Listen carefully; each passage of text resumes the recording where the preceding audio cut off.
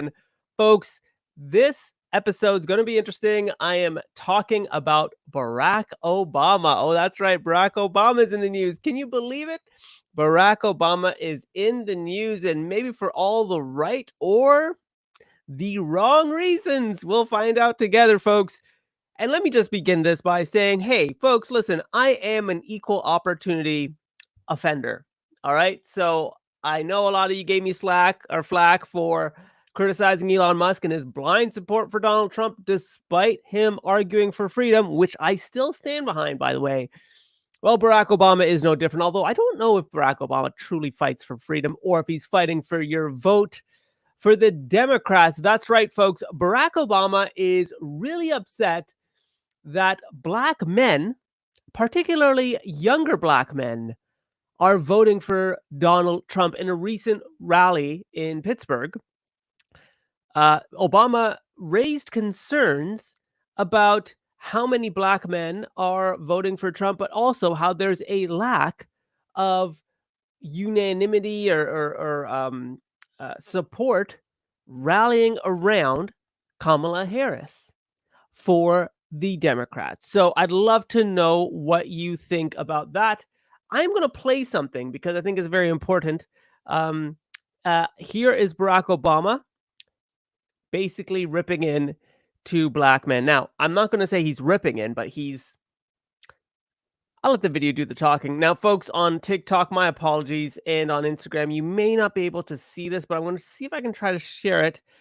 But I will do a play-by-play as well. Jay Ramesh, I see your comment or question about how, asking me about how I view American race relations. I'll get to that in a moment. But first, let's share the video of Barack Obama ripping in to Black voters, young Black men in particular. Speak some truths, if you don't mind. Because my understanding, based on reports I'm getting from campaigns and communities, is that we have not yet seen the same kinds of energy and turnout in all quarters of our neighborhoods and communities as we saw when I was running. Now, I also want to say that seems to be more pronounced with the brothers. He changes his accent here. For a second, I'm going to speak to y'all directly. And say that when you have a choice that is this clear. When on the one hand you have somebody who grew up like you. Barack Obama's lecturing us, folks. Went to college with you. He puts on this weird accent. Understands the struggles and pain and joy that comes from those experiences. Who's had to work harder and do more and overcome and achieves the second highest office in the land and is putting forward concrete proposals to directly address the things that are vital in our neighborhoods and our communities, from housing to making sure that our mothers and our fathers and our grandparents can afford medicine. I'm just going to pause it there, folks. He has, sorry for those online on Instagram and TikTok. If you can't see this, my apologies. I'm sharing my screen. Obama is in, I think he's in Pittsburgh. And he's basically explaining to young Black male voters his, I guess, frustration as to why so many of them are choosing to vote Republican when the candidate for the Democrats understands their struggles better than the other side. So I'm going to keep this rolling, and I'll just do a little bit of a play-by-play for you. And making sure that we are dealing with prices that are too high and rents that are too high, and are committed to making sure that we maintain the Affordable Care Act. So everybody's got to help him and cares about things like education and entrepreneurship in our neighborhoods.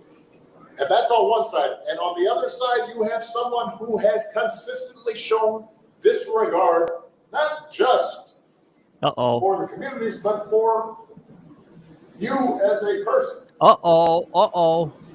Obama has just said that the other side, the Republicans, have shown disregard for you, pointing to black men, as a person.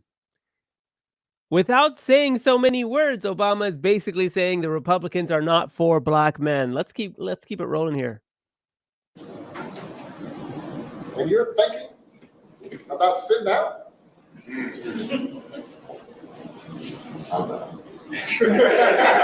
And you're thinking of sitting out. Okay, folks, I'm going to stop playing it here because it is precisely what I criticized Elon Musk for in my previous videos, this blind support for one side. Now, again, I don't know fully if Obama is for true freedom. I think he's for freedom when you vote Democrat. But freedom to me means black men can vote however black men want to vote. And the bigger question that Obama should be asking, which he wouldn't do this publicly, but why is it that black men, young black men, are attracted more to the Republicans led by Donald Trump than by Kamala Harris? Now, I must say the answer seems so very obvious to all of us who've been following the election very closely and politics very closely. It's the alienation from the left that the left has done to black people in general. And the alienation starts with a lot of things. First, it's not thinking about the concerns that black Americans have: jobs, job security, cost of living, increased cost of living. I mean, these all impact low-income families the most. But also, there's something about Donald Trump in his personality and his demeanor that is more real than Kamala Harris.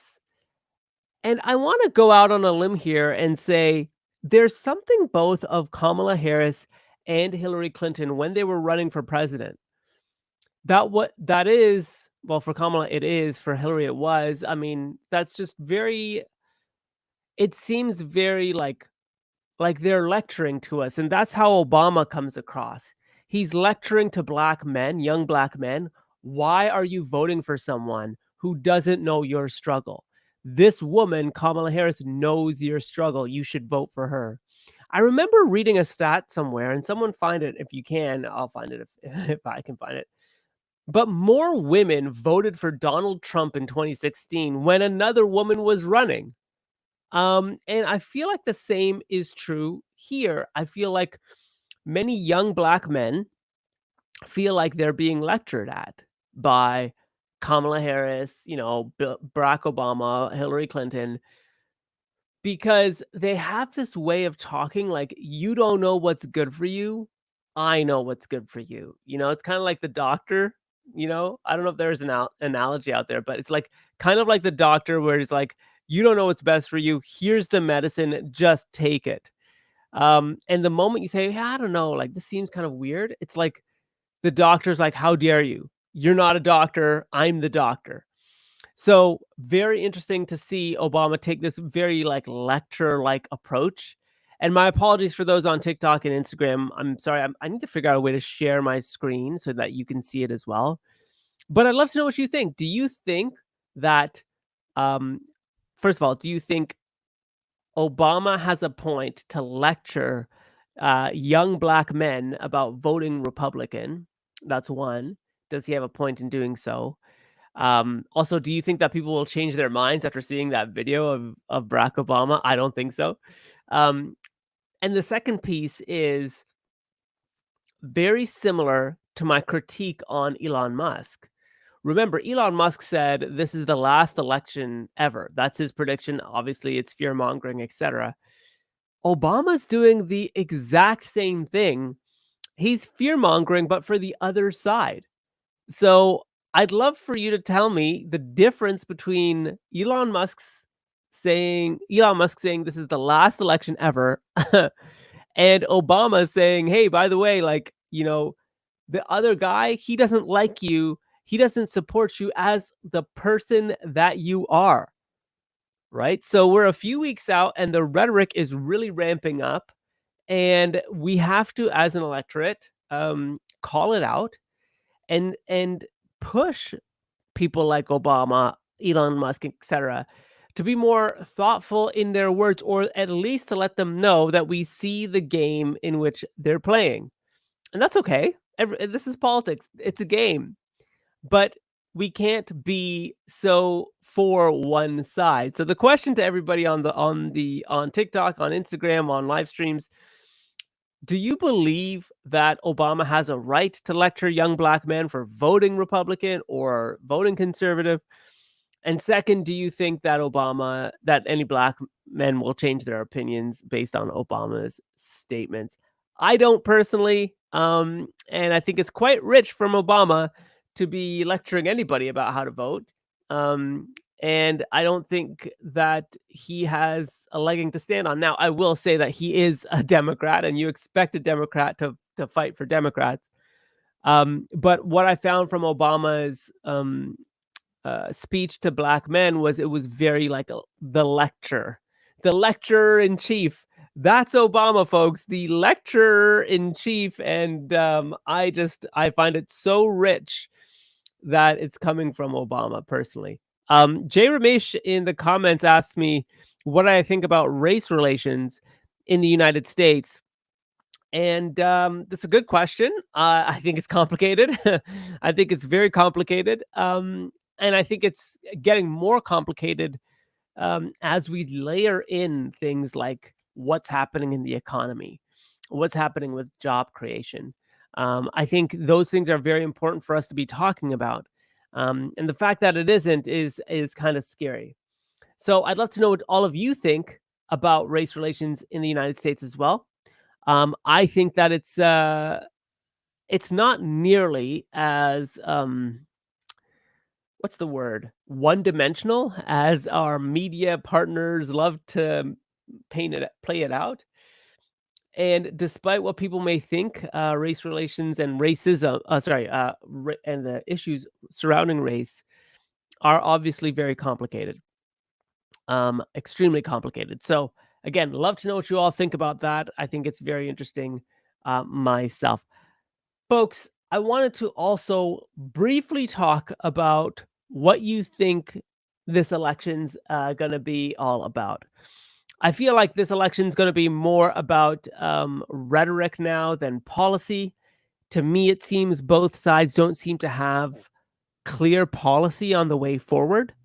And I said this in my previous live stream, and maybe it's an activity I'm going to like really head up, and I'll do that live. But it's like I'm going to put Kamala Harris's economic policy plan in a position where I'm going to be like, okay, I'm president. I've got Kamala Harris's economic policy plan. I know that it needs to pass it needs to pass Congress, it needs to pass Senate. I'm going to have a list of Congress people, a list of senators, projected winners based on whatever else. And then I'm going to say, do you think each of these members would vote in favor of this economic policy plan? And then I'm just going to play it out, both scenarios, both Trump's policy plans as well as Kamala's. And I'm going to see how this actually kind of works its way out. Because if the Democrats control the House, the Congress, and the Republicans control the Senate, and, some of these policies do need both houses in agreement, what are the kind of modifications that are going to be made to both policy plans? And what I anticipate is going to be the conclusion is it's going to be both sides are going to have to put some water in their wine. They're going to have to dilute their opinions, dilute their agendas in order to pass both houses. And so when we come to the other side, you might see some slight variations, but generally speaking, the policies are going to be very similar. So that's my kind of like election day activity. And maybe I'll keep thinking on that and figure out a way where it could be very like interactive with all of you as well. But I want to let you all know that I'm going to make a video quickly on like this Barack Obama stuff because I just find it so funny. That there is growing evidence that more and more Black men are voting for Trump, and Obama is getting quite nervous and turning into the lecturer in chief when it comes to the 2024 federal election in the United States. So let me know what you think about that, and let me know what you think about future live streams and how you'd like to see them done. Want to do a quick live stream tonight, folks. I know it's a Friday. I know it's a Friday before a long weekend. But I thought to myself, I want to do something quickly for all of you, just to get my thoughts down and percolating with yourselves about Barack Obama and his lecturing of Black men. I hope you all have a wonderful night tonight, folks. I will keep doing live streams hopefully this weekend, and we'll keep open minds going. So let me know what you think, and I will catch you in the next one. Take care, everyone.